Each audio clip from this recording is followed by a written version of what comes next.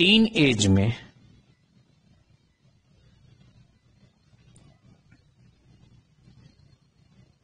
किशोरावस्था में थोड़ा जरा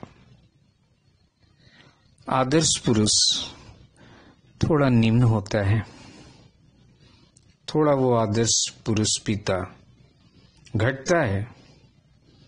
उस आदर्शता से कम होता है पुत्र के दृष्टि से, और जब पुत्र युवावस्था में पिता को साधारण मनुष्य समझता है, साधारण मनुष्य, साधारण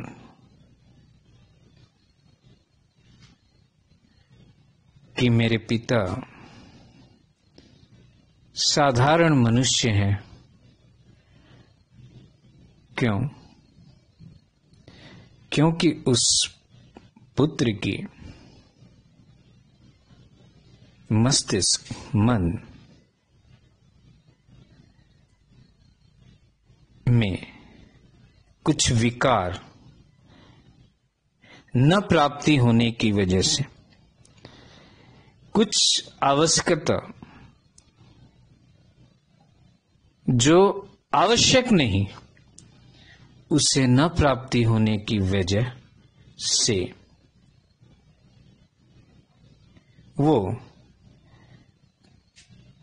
पिता आदर्श पुरुष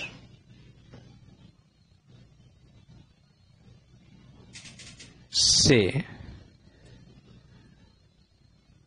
निम्न साधारण पुरुष मान लिया उस पुत्र ने। फिर जब वो पुत्र अपने अधेड़ 60 के बाद 60 वर्ष के उम्र पर पहुंच के उसी पिता को फिर से आदर्श मनुष्य, आदर्श पुरुष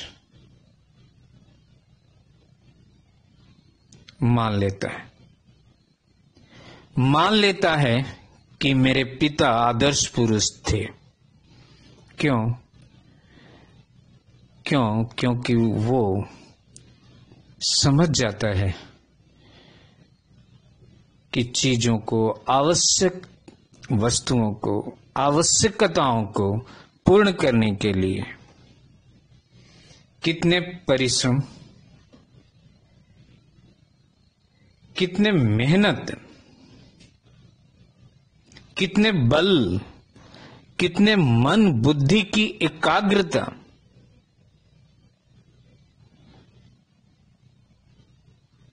होनी चाहिए।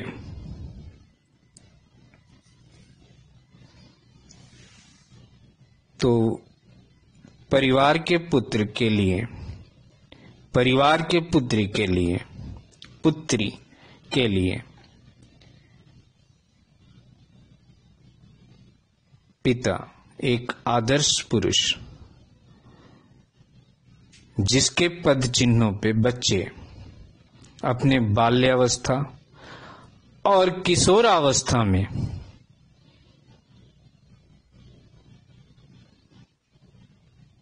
चाहते हैं चलना,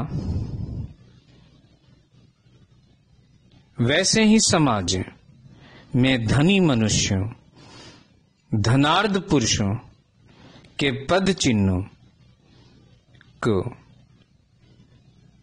साधारण मनुष्य फॉलो करते हैं, उस पे चलना चाहते हैं, उन्हीं रास्तों को वो अपनाना चाहते हैं जिस रास्तों से ये धनार्थ पुरुष धन को प्राप्त किया। ऐसे ही आदर्श पुरुषों के कई उदाहरण हैं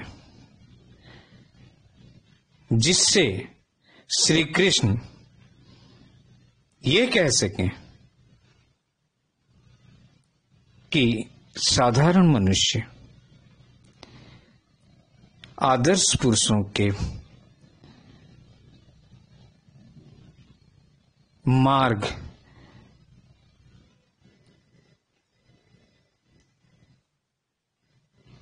को मानता है, उस मार्ग पे चलना चाहता है जिस पे वो आदर्श पुरुष चला, तो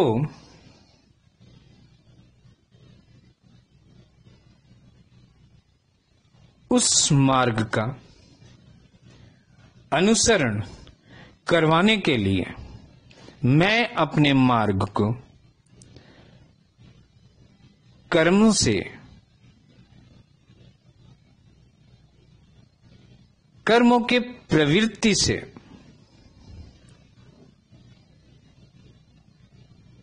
भरा पूरा रखता हूं। फिर श्री कृष्ण 24वें श्लोक में एक पद का प्रयोग किया जिसमें श्री कृष्ण वर्ण संकरता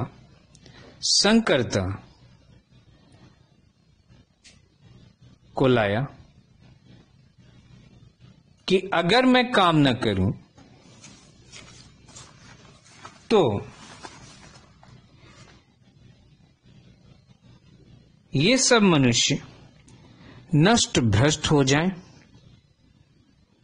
और मैं संकरता का करने वाला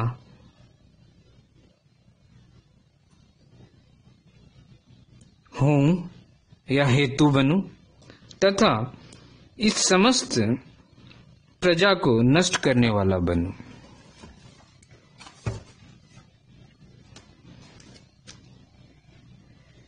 ये श्री कृष्ण के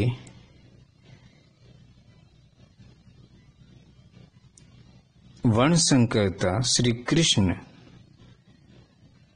का अर्जुन के द्वारा अध्याय 1 के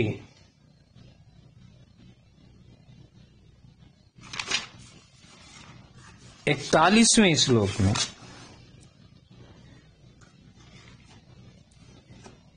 जो अर्जुन ने बोला कि अगर मैं युद्ध करता हूं और कुल का सर्वनाश होता है तो कुल की स्त्रियां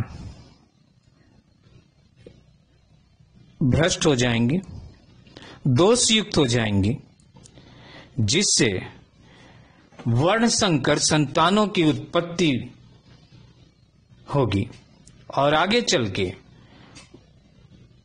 उन कुलों के तर्पण और श्राद्ध में दोष उत्पन्न होगा।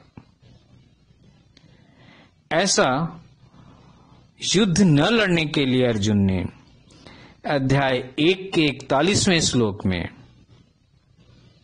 बोला, जिसका श्री कृष्ण उत्तर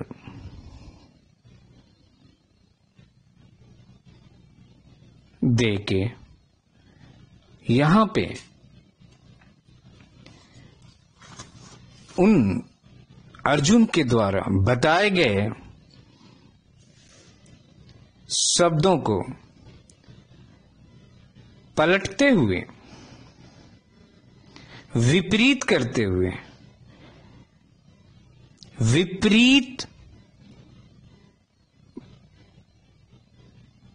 सलाह दी अर्जुन को कि अगर तुम या अगर मैं कर्म ना करूं तो वर्ण संकर संतानों की उत्पत्ति होगी।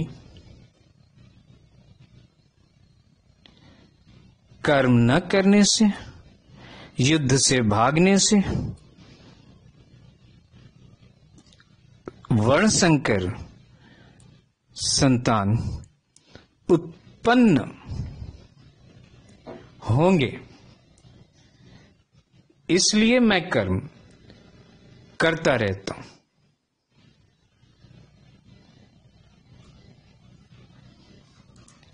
कर्म करने से ही समाज की स्त्रियां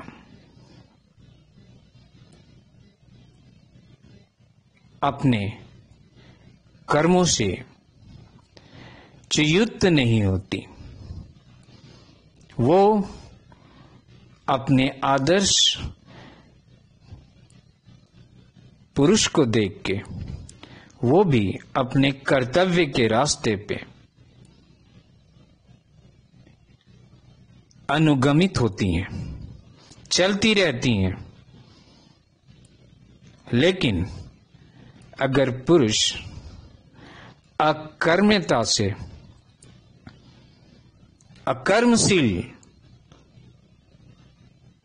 तो वर्ण संकरता समाज के स्त्रियों में दोष, में दुष्टता